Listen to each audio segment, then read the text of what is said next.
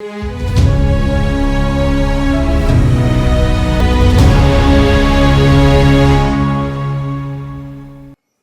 दोस्तों, राजनीति की बातें और चौधरी देवीलाल की कहानी में आपका स्वागत है। मैं हूं आपका दोस्त धर्मेंद्र कवारी। दोस्तों, आप ये तो जानते हैं कि चौधरी देवीलाल ने अपना जो राजनीतिक संघर्ष था वो चौटाला गांव से शुरू किया था और खुद एक जमींदार के घर में पैदा होकर मुजारों और जमींदारों से टकराने का जो उन्होंने एक प्लान तैयार किया था, मुजारों की एक लड़ाई जो शुरू की थी, ये लड़ाई कुछ दिन बाद चींटियों की हाथी से लड़ने जैसी कहानी बन गई थी। देवीलाल जी इसमें कामयाब हुए और देश आजाद होने के बाद भी उनका ये संघर्ष चलता रहा। बस चौटाला से उनका जो दायरा था काम करने का वो बढ़कर आसपास के गांव में भी फैलने लगा। अब एक आदमी को जो सहूलियत सिस्टम में मिल रही होती हैं और कोई उसके खिलाफ जाकर आवाज उठाता है, उसके खिलाफ खड़ा होने लगता है, तो तकलीफें होने लगती है। अंग्रेज भी बिना आंदोलन के भारत छोड़कर नहीं गए, तो जमींदारा जो सिस्टम था, बड़े बड़े जागीरदार जो थे और मुजारा से जो काम वो करवाते थे, उनके खिलाफ बोलने वालों को भी हर हाल में कुचलने की कोशिशें की गई। चौधरी देवीलाल उस समय क्षेत्र के पहले युवा थे जिन्होंने गरीब मुजारों को जमींदारों की आंखों में आंख डालकर बात करना सिखाया। उनको ये हौसला दिया कि आप अपने जो हक की बात है वो कह सकते हैं। और इसके बाद जो जमींदार वर्ग था, जो बड़े बड़े जागीरदार थे, उन्होंने फैसला किया कि अब इस देवीलाल नाम की जो शख्सियत है, देवीलाल जो यहाँ पर मुजारों को उनके खिलाफ खड़ा कर रहा है, इसको खत्म करना ही आखिरी रास्ता है। ना रहेगा बांस और ना बजेगी बांसुरी।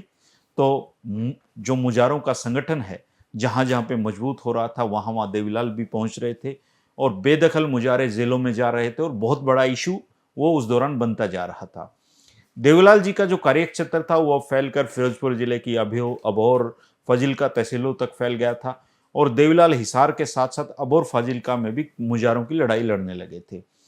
उस समय दोस्तों बहुत बड़े जो नेता थे वो भी मुजारों के हक के लिए काम कर रहे थे और उनका नाम था प्रोफेसर NG रंगा जी। कांग्रेस में बहुत बड़े नेता वो थे और उनका जलसा चौधरी देवीलाल ने रखवा दिया था और वो इसको सफल बनाने में जुट गए थे।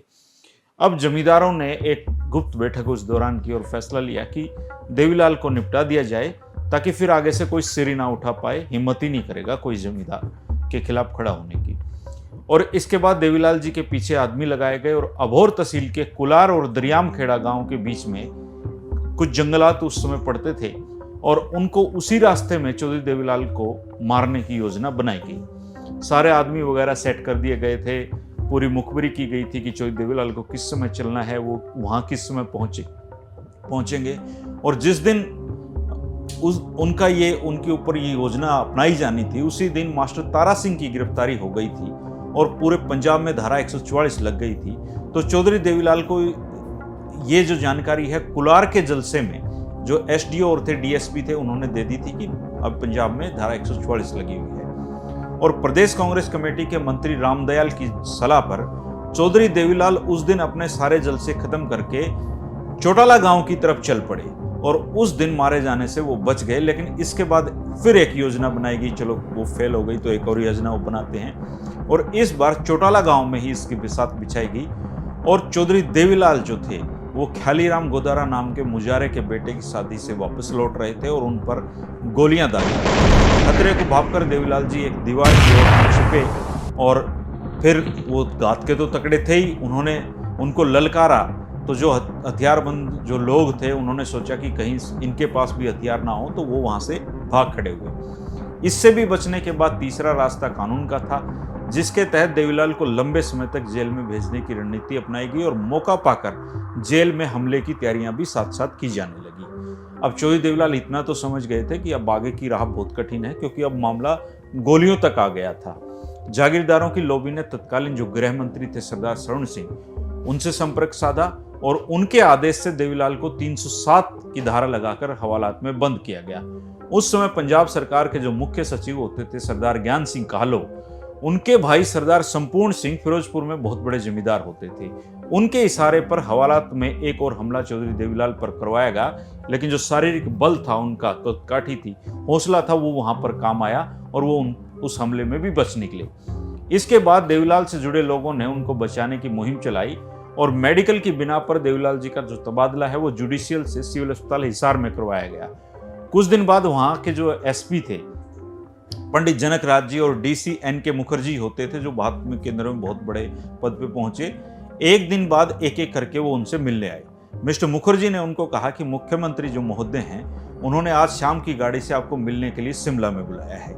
चौधरी साहब बड़े सहज भाव से बोले कि आप देख रहे हो, मैं तो यहाँ हथकड़ियों में जकड़ा पड़ा हूँ, शिमला कैसे पहुँच सकता हूँ। तो उन्होंने कहा शिमला आप पहुँच सकते हैं, हम केस वापस ले लेंगे। तो डीसी साहब ने, जो कहने का मतलब ये था कि आप सीएम से मध्यस्थता कर लें, हम आपका केस खत्म कर देंगे। इसके बाद देवीलाल जी के स्वाभिमान पर चोट लगी। उन्होंने कहा अच्छा ये बात है, तो इसका तो मतलब ये निकलता है कि मुझे झुकाने के लिए गिरफ्तार किया गया है। और देवीलाल ने उनको साफ कह दिया कि अपने मुख्यमंत्री को जाकर बता दो, मैं नहीं जा रहा। इसके बाद प्रशासन ने उनसे जो लोग मिलने आ रहे थे उन पर सख्ताई बरतना शुरू कर दिया, लेकिन फिर भी लोग किसी न किसी तरीके से उनसे मिलते रहे। इस घटना का जो अगले दिन था दोस्तों, उस दिन वैद्य रामदयाल जी और जिला बोर्ड के सेक्रेटरी होते थे चौधरी आसाराम, वो इनसे मिलने अस्पताल में आए और वो चौधरी साहबराम जी के साथी थे। उन्होंने देवीलाल जी के हाथों में हथकड़ी देखी और उसका दूसरा सिरा जो था वो चारपाई से जकड़ा हुआ था। दोनों से मुलाकात में देवीलाल ने कहा कि मैं किसी भी सूरत में पंजाब के मुख्यमंत्री जो हैं गोपीचंद भार्गव जी, उनसे समझौते के लिए नहीं जाऊंगा, और जब तक वो मुख्यमंत्री हैं मैं अपनी जमानत भी नहीं करवाऊंगा।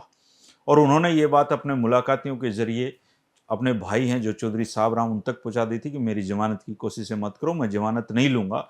और पंडित श्री राम शर्मा जो उस समय हरियाणा कांग्रेस की रीढ़ होते थे, वो एक बहुत बड़े मजबूत नेता थे, लेकिन चौधरी देवीलाल की गिरफ्तारी के पीछे उनका भी सहमति बताई जाती है। उन तक भी उन्होंने समझौता, अपनी जो बातचीत थी वो पहुंचा दी थी। भार्गव जी की कुर्सी पर पहले ही खतरे मंडरा रहे थे और इसी दौरान 13 अप्रैल 1950 को गोपीचंद भार्गव जी की मुख्यमंत्री से कुर्सी चली गई। भीमसेन सच्चर जी इसके बाद पंजाब के मुख्यमंत्री बने और उसके ठीक 4 दिन बाद 17 अप्रैल 1950 को सरकार ने देवीलाल पर लगे सारे मुकदमे वापस ले लिए और उनको रिहा कर दिया गया। इसके बाद भीमसेन सच्चर जी हिसार आए और उन्होंने चौधरी देवीलाल की उस मांग को भी पूरा कर दिया जिसके लिए उन्होंने इतना बड़ा लंबा संघर्ष किया था। तो इस तरीके से देखें तो वो उस समय निपट गए होते, लेकिन हमेशा उनका जो शारीरिक मजबूती है और दिमाग है वो उनका काम आया था। और कोई भी आदमी जब नेता बनता है दोस्तों, तो उस नेता बनने की प्रक्रिया में एक लंबी संघर्ष होता है, एक लंबी लड़ाई होती है। निश्चित रूप से चौधरी देवीलाल ने भी उस लड़ाई को लड़ा था। और कल हम इससे आगे की कहानी को जानेंगे दोस्तों। आपको अगर उस दौर की जानकारी हो, आपने अपने दादा पिता से कुछ कहानियां सुनी हो चौधरी देवीलाल के बारे में, तो कमेंट करके हमेशा की तरह बताते रहिए। फिर मुलाकात होगी चौधरी देवीलाल के जीवन की अगली बातों के साथ। शुक्रिया, नमस्कार।